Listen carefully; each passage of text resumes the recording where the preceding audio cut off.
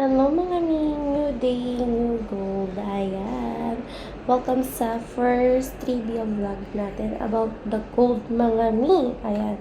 Kung gusto niyo matuto about sa gold, ayan. Kung gusto niyo makuha ng konting kaalaman about sa gold, ayan. Samahan niyo kung mag-explore tayo sa mundo ng gold. Ayan mga mi, meron ako dalawang chain dito. We have a Monaco. Monaco is 21 inches.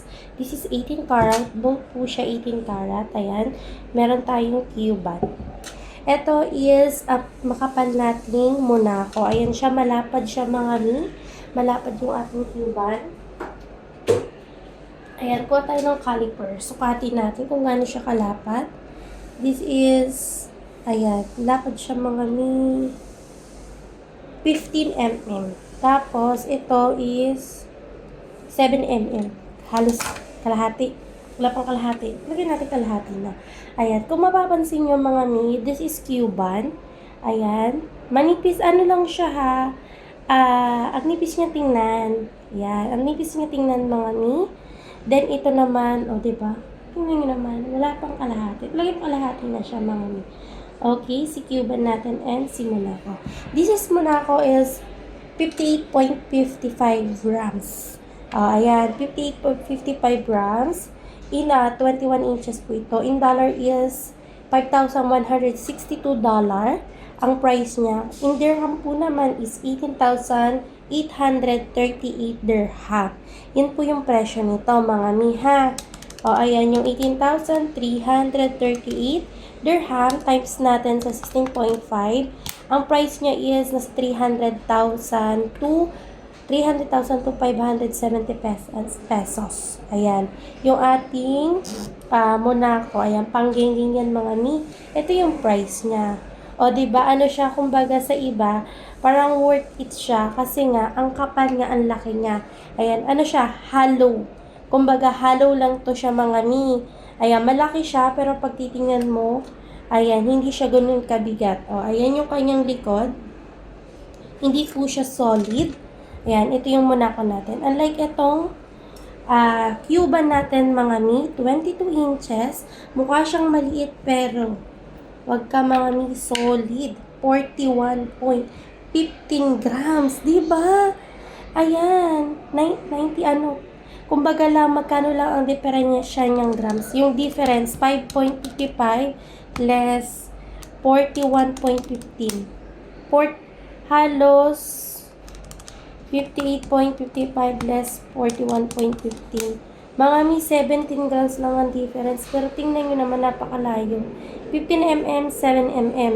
Ito sa peso mga mi, sa dirham, 13,000, sa dollar, sorry. Dollar is $3,644. Ito, yung price niya mga mi. In dirham po is 13,302 dirham.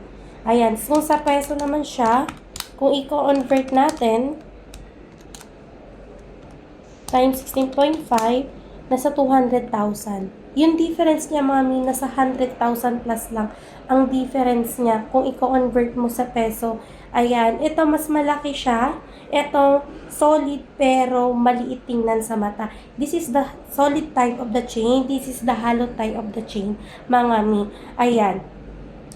Yung mga ano po, kasi yung iba kasi yung sa pagbili kasi ng chain, iba-iba, or sa pagbili ng alas, iba-iba kasi yung pananaw nila sa buhay mga mi.